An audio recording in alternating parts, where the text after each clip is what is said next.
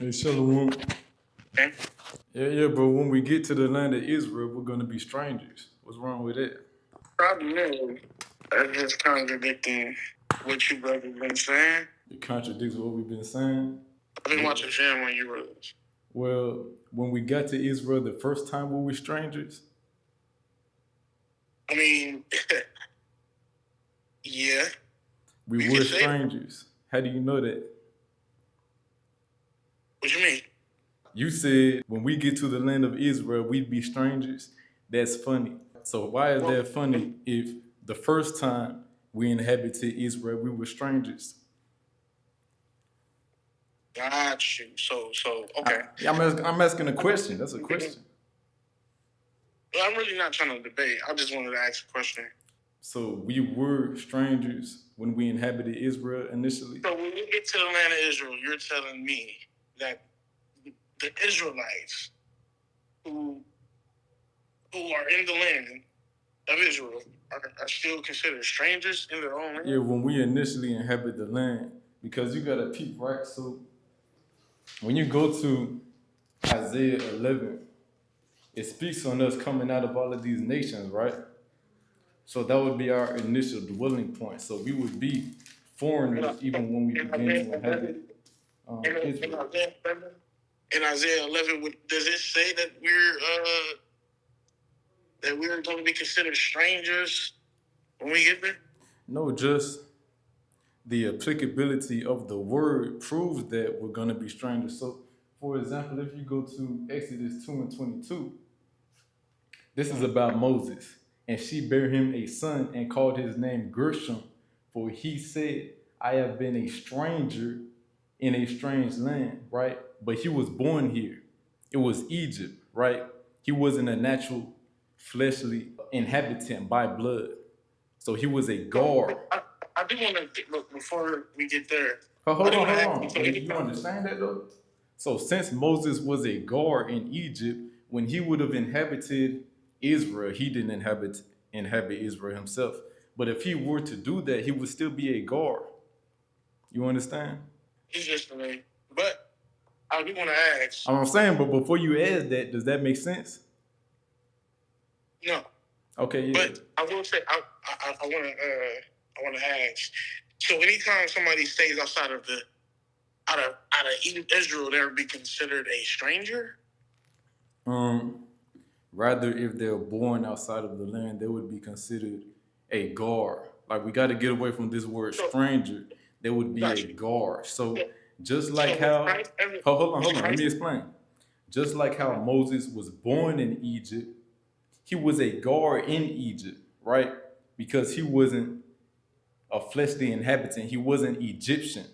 So if there is a heathen that is born in our land, they would be a guard. But the applicability of guard to an Israelite is contingent on if they were born outside the land or not. So an Israelite born inside the land wouldn't be a guard. So you're okay. So you're considered a guard if you're not if you didn't come out of your mom's pussy in enough time on the borders of Zebulon and whatever. I believe Zidon. I think it's Zidon. So you're telling me basically that you're not you'll be considered a guard if your mama had popped you out of the pussy in Egypt. That would make you a guard. I mean, you're trying to turn it into a joke. If you're born outside the land, that's what you would be a guard. So let me break it down to you, right? Hold on, let me break it down to you. I'm not going to be long. It's simple. I get what you're saying. Hold on, let me just get the bar out real quick so I can connect the dots so that you wouldn't have to ask the type of questions that you just asked, right? A guard is a non-native sojourner, right? So whether if that's an Israelite that's born outside of the land that begins to reside in Israel, or that's a heathen that's born in Israel, they would be a guard, right? But an Israelite would never be a Nakar or a Nakariyah as it pertains to the Torah, even though we can be called that figuratively, right? So those are the distinctions with the word stranger. Okay, so back to what I was talking about. So since you were born outside of the land, that would make you a stranger. I'm not understanding how is that how is that possible? Okay, boom. I got two scriptures for you. No, wait. I'm not even done. So when we get to the land of Israel, we'll be considered strangers still. Yet there is a people group called Israel. Who are those people? Israel, the northern and southern kingdom, descendants of Jacob, whose name was changed to Israel. No. So what you're saying was, you said those people who are born in the land of Israel, you said those people are called Gar. The heathen. Cool. Gotcha, cool. So who are the people that's called Israel and Judah in the land? The Israelites, gang. They're not called strangers. They're called no, Israel. My brother. Listen, you can simultaneously be an Israelite while you are a stranger. Just like a heathen can be a Nakar Yah, a Nakar, and simultaneously be a Gar. You see what I'm saying? So in the Torah, as it pertains to the language of Israel being a stranger, the word Gar is used. Never Nakar Yah or Nakar. I got you. So that's the applicability to. Hold on, my brother. Hold on. Let me answer your question. I'm still answering. So if you go to Exodus 12, and we're going to go all the way down to verse 43. And the Lord said unto Moses and Aaron, this is the ordinance of the Passover. There shall no stranger eat thereof. Oh, okay, so the word nakar is here. So it would translate, no foreignness can eat of the Passover, right? But here is a contradiction, because when you go to chapter 12 and verse 48, it gives stipulation for the stranger to be able to eat of the Passover, right? You following me? We've already substantiated the nakar cannot eat of the Passover, but it says. But we talking about. Okay. So, hold on. Well, we're going into the linguistics, my brother. So it said when a stranger, when a gar. Hold on. I'm gonna let you talk. That's not. No. Because this is turning into a debate. I just wanted to ask a question. That's it. Yeah, my brother, I'm answering the question. You're going to Exodus 12 like you did in y'all previous 12 to 15 videos. My brother, just hold on. Hold on. Let me finish. You've been talking a lot. Wait, let me finish. Wait, every time you see stranger, that does not mean that it's a Israelite. That is literally, it doesn't make sense. My brother, I agree with that. Every time you see stranger, is not talking about an Israelite. Now, hold on. Let me break it down to you real quick, because you asked me a question, and I'm trying to answer so that you can understand. Okay, brother. Okay. I get you. I'm not trying to debate you. I'm just asking you a question. My brother, I'm trying to give you the understanding. You're being disingenuous. Just hold on. Just let me get past this verse, right? Just let me get past it. Brother. That's why I asked you, there's going to be Israel and Judah gathered together, right? Yes, bro. Okay, so who are those strangers? You said that. Bro, I got to give you the understanding of what a stranger is. Hold on, my brother. Just hold on. Slow down. You're asking. I know what a stranger is. My brother, you're saying you know. Every time, listen. That's not the case for every single body. You're going to something that's ritualistically talking about a custom that's for the Israelites. Oh, okay, so you said you already know, so you don't need me to break it down. So what is in the call? No, I don't need you to break it down. I'm asking you to break it down. What is in the car? You said you don't need me to break it down. That means you already understand. So what is in the car? Brother, it's a heathen, but that's not my question. That's a heathen. Okay, what is a gar? Brother, it's a stranger. It's a stranger. Bro, you got to give more detail. In detail, what is a gar? A lot of the times it's used as a heathen. Okay, what is the applicability to an Israelite being a gar? But that's not my question. My brother, I'm asking you, because you said you already understand. Therefore, I'm not going to break it down to you. But if you already understand, you got to exemplify that you understand. Listen. So before, my brother, hold on, gang. Longer than you have. I don't need you to. Just hold on, big. No, Just hold on, you big. made a statement, and I'm just trying to get some understanding. You said that the Israel and Judah will be together. Cool. Then you said that the strangers were you, essentially, and us. I'm saying, so who is Israel and who is Judah? My brother, Israel and Judah, northern kingdom, southern kingdom. But to understand stranger, hold on, my brother, just hold on, gang.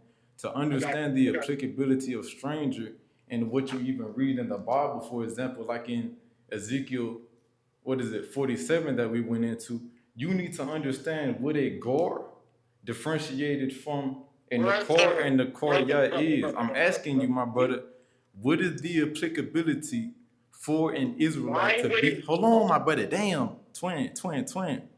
What is the applicability for an Israelite to be a gar? Brother. You said what? Brother, do you hear yourself? In what situation would an Israelite be a gar? You said you already understand. That's why I'm not breaking it down, gang. Somebody who's not keeping the customs, they don't do anything. They're living like a heathen. Okay? So a gar is somebody that's living like a heathen? So if there's an Israelite residing in the land, but he's breaking Torah, he would be a gar? Wait, what you say? He would be a gar? Is that somebody that's breaking Torah? So, wait, why would you bring up Ezekiel 47 and 22 and you saying that those gar will be breaking the law? Hold on, my brother. I just asked you a question, right? No, I didn't hear you. Hold on, my brother. You said a gar is an Israelite that just doesn't keep the law? No, you asked me what would you consider if an Israelite didn't? I said, what is the applicability for an Israelite to be a gar? Right, I'm saying. So you're saying he has to be sinful and that makes him a gar? Sure. You said sure? I mean, yes. I mean, so Saul is a gar? Gar? Yeah. Saul is a gar, a stranger. Huh? So sure. Saul would be a gar. He was a wicked man. That's not what I'm trying to touch on. I mean, I just had a question about my brother. You gotta listen to yourself. You don't understand what a gar is. So if we're going to go to scripture, hold on, my brother. Damn, I'm gonna allow you to speak. Hold on, my brother. You don't understand what a gar is. So if we're going to go to different scriptures, I know what a gar is. I'm asking you, bro. I asked you a question. You're jumping in what gar means and stuff. I asked you a question about when Israel and Judah is gathered together, who are those people? And you not asking the question. I answered it every time you asked me. I said Israel and Judah, Northern Kingdom and Southern Kingdom. Around in circles trying to say, I don't know what gar means. I know what gar means, bro. My buddy, you just said gar means an Israelite that's sinful or carried away by the other nation's ways. That's not what a gar is, my brother. If that's what a gar is, you got to show me that. That's why I was trying to teach you what a gar was, but you're being prideful, my brother. It ain't no camp banging shit. I'm not even being prideful, brother. Yeah, my brother, you're trying to make your head hard against mine. I can actually teach you the differentiations, the distinctions with these words because you don't know it. So, my brother, I'm saying if we're going to go to a verse that uses the word stranger, and you don't even know what a stranger is in depth. You don't know the applicability. Hold on, gang. Hold on. You don't know the applicability to an Israelite. How would you understand what you're reading? Listen, bro. Listen to what I'm saying, bro. Listen to what I'm saying. I'm not trying to hit. This is not a debate. So you're trying to get clickbait. So I'm just trying to ask you a question, bro. My brother, you're asking. I answered the question. Brother, you did not answer my question. I just said, who are the people, Israel and Judah, that's being gathered together? Who are those people? That's being gathered together. So if you go to Isaiah 11 and verse 11, and it shall come to pass that, my bad, and it shall come to pass in that day that the Lord shall set his hand again the second time to recover the remnant of his people, which shall be left from Assyria and from Egypt and from Pathros and from Cush and from Elam and from Shinar and from Hamath and from the Winelands and from the sea. So these are the strangers of Israel. So in the first gathering, the first gathering is going to be from the day of threshing. and the time of the harvest when Christ comes back with that sharp sickle to gather the remnant out of mystery Babylon. I got you. But does it say that though? Yes, nigga, I just read it, nigga. So those people are strangers? The people I just read.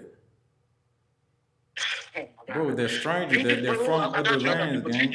My brother. This is why the fuck, nigga, you keep, hold on, gang.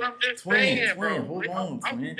Hold on, twin. You just said, so they're strangers? Nigga, you don't even understand the word stranger. I'm not making my point. I'm not making my point, bro. My butt, you're talking as I'm talking, though. Listen to what I'm saying. You just said that you were called a stranger.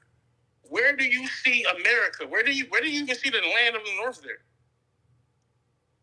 The land of the north. My brother, just understanding prophecy. Okay, so when I asked you, were you a stranger? My brother, you said, where does it say the land of the north? Brother, wait a minute. Brother, you just said, does it say the land of the north? Okay, so you just said that you were a stranger. That's literally what you texted me on Messenger. I said, are you I would be a stranger because I'm not from Israel. I'm from Mystery Babylon, Murderham, Alabama. So I would be a guard. If I were to reside in the land of Israel, like say, if Israel was set up with a temple and I reside in Birmingham and I go to the mandatory keeping of Passover every year, I would be a guard when I go to sojourn there. But the Nakar, Yah stranger can never eat of the Passover, right? That's what I was trying to go into. So those are distinctions within the word guard. I wasn't even asking you that. I'm just asking you a question based off what you said. You said you was a stranger. Then you ran to Isaiah 11. Then you mentioned a few nations, and then it said those are strangers. But where do you find America? Where America? Where do you find the other? Where do you find Brazil? Where do you find this? You don't see that. My buddy, all four corners of the earth, dog. It's just paraphrasing some nations. We know that we're going to be recovered from all four corners of the earth, and in the wilderness, the 2/3 are going to get purged out, and we're going to enter into the new covenant, right? At that point, there would be no sinners of Israel. Gotcha. So let me ask you this just as a question. This is not a debater and nothing like that. So where was this? Because I'm pretty sure y'all brothers been in the Sakari for a minute. Okay, I gotta ask you something, gang. Yeah. So y'all believe in simultaneous salvation. So the heathen got to get saved along with Israel, right? From Mystery Babylon, like a portion of the heathen. Simultaneous salvation. When Christ comes back with that sharp sickle, right, and the harvest is gathered, the heathens would be gathered with Israel for preservation, right? Well, I believe he had. I think he updated it already, but I don't think that's his necessarily his stance all the way. If you looked at his newer videos, I think he did that like 3 months ago, 3 or 4 months ago. I'm asking if the heathen are going to be saved in that moment as Israel will. Well, I was just trying to talk about the trip off and talk to us on the strangers, because I watched a few of you guys' videos, and I was just like curious just to know what you was thinking about. Yeah, I got a question for you though too. Shit, I'm just trying to pick your brain, like so the simultaneous salvation shit, right? Well, he got it. I can see you. Yeah. If you don't know, that's okay. Look, you can't front though. The foundation was fucked up though. Nah, man, because I'm gonna ask you this one question right here. This is gonna reveal it. Are the waters of Israel and the nations that eat of the leaf of Israel healed at the same time? Right? Because Jeremiah 47 says, the waters of Israel shall be healed. But it also says the waters of the heathen won't be healed. Then you get to Revelation and it says the nations that eat of the leaf of Israel will be healed. Right? That means that the nations and Israel won't be healed at the same time. The nations will eventually be healed, but not at the same time. Compassion is granted to the heathen in Jeremiah 12 after they've served their bondage, right? If you're gonna study and try to really fervently break everything down, make sense of everything, you got to make sense of that. Mm-hmm. Yeah, I feel you.